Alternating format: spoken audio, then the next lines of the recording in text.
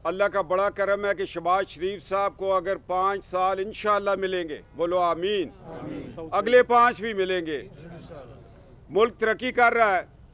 मैं देख रहा हूँ खैबर पख्तूनख्वा वालों की बहू जो वज़ीर आला पंजाब है, ये आपके लिए बहुत बड़ा एजाज़ है।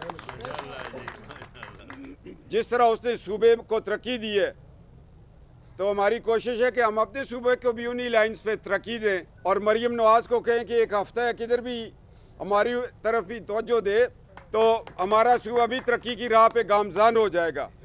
अगर वो नहीं आती तो यहाँ गवर्नमेंट को उधर बुला के उनको ट्रेनिंग दे दें कि सूबे इस तरह चला करते हैं। हमें दुख है कि 11 साल से हमारे सूबे का वो हाल हुआ है जो अफगानिस्तान में जंग के दौरान तोरा बोरा हो गया था। कोई तरक्की नहीं है, कोई अमन नहीं है। 4 साल फेडरल में ज़ाया किए, 11वां साल ये जा रहा है। हम बदबख्त हैं कि हमारी तरक्की नहीं हुई। हमें दुख है। हम नवाज शरीफ साहब को लेके आए थे कि हज़ारा से वो इलेक्शन लड़ेंगे, इलेक्शन के बाद वो वज़ीर आज़म बनेंगे, हम कहेंगे कि खैबर पख्तूनख्वा का वज़ीर आज़म नवाज शरीफ है। हालात क्या थे, किस तरह हुआ, कैसे हम अल्लाह को ये नहीं मंजूर था, मगर हमारी नीयत थी। अमीर मुकाम साहब कहते थे स्वात से लड़े, मैंने कहा मानसरा से लड़े। हम सूबे को तरक्की देना चाहते हैं, सूबे को आगे लेके जाना चाहते हैं। जब बाकी सूबों को देखते हैं वहाँ तरक्की हो रही है, यहाँ कुछ भी नहीं हो रहा। क्या हमारे बच्चों को यूनिवर्सिटीज़ नहीं चाहिए? क्या हमारे बच्चों को आला तालीम बाहर नहीं चाहिए? क्या हमारी माएँ बहनें एम्बुलेंस में मर जाती हैं, हॉस्पिटल नहीं है? मैं पिछले साल करक में गया, साफ पानी नहीं था। हंगू में गया, पानी नहीं था। क्वाट में मैंने देखा, हम बचपन में क्वाट गए, उसके बाद देखा क्वाट का कोई हाल नहीं है। ये तो मैं उन अजला की बात कर रहा हूँ जो बिल्कुल पंजाब के बॉर्डर के ऊपर बैठे हुए हैं। अगर बंदा करक से, गुलेल से अगर पत्थर मारे तो वो कालाबाग जाके लग सकता है, मगर पानी नहीं है।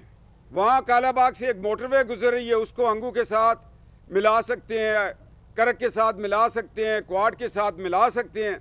नवाज शरीफ साहब ने आपको 97 की जो उनकी गवर्नमेंट थी, आपको एक इंडस हाईवे दी थी और उन्होंने अपनी स्पीच में कहा था कि वो वक्त दूर नहीं है जब मैं कराची और लंडी कोतल को मोटरवे दूंगा।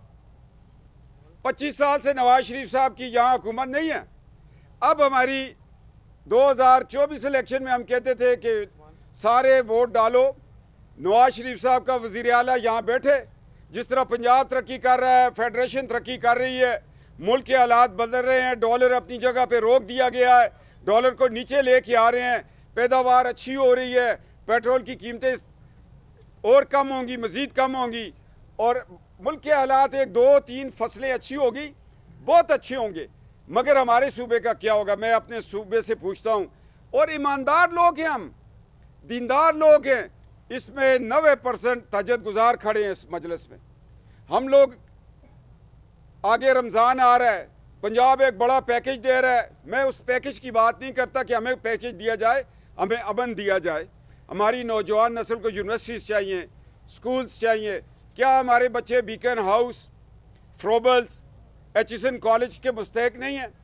सिर्फ शहबाज शरीफ साहब ने एक दानिश स्कूल दिया हमें तोरगर में। ये दानिश स्कूल बन्नू में भी होना चाहिए, ये दानिश स्कूल करक में भी होना चाहिए कि डॉक्टर अब्दुल कदीर की तरह वो यूसुफजई था, हम भी अपने बच्चों को साइंसदान बनाएं, इंजीनियर बनाएं, हम जज्बाती ना बनाएं। हमने बच्चों को उस मंजिल की तरफ लेके जाना है। हमने तो ये सुना था कि ये पाकिस्तान बनाया ही खैबर पख्तूनख्वा के पठानों ने था, हमारे आबाओ अजदाद ने बनाया था। श्रीनगर पे हम लोग पहुँचे, अब इसको बचाने का वक्त आ गया, इसको हम बचाएंगे इंशाअल्लाह ताला। खैबर पख्तूनख्वा पाकिस्तान जिंदाबाद का नारा लगा के आगे निकलेगी। अगर रशिया में, अफगानिस्तान में रशिया को शिकस्त हुई है, तो आज हमारे घर घर में एक शहीद की मज़ार है। हमारे लोगों ने कुर्बानियाँ दी थी, हम जाके लड़े थे, तब रशिया को तोड़ा था, और आज हमारे हालात कुछ भी नहीं है। इसलिए हम मेहनत कर रहे हैं।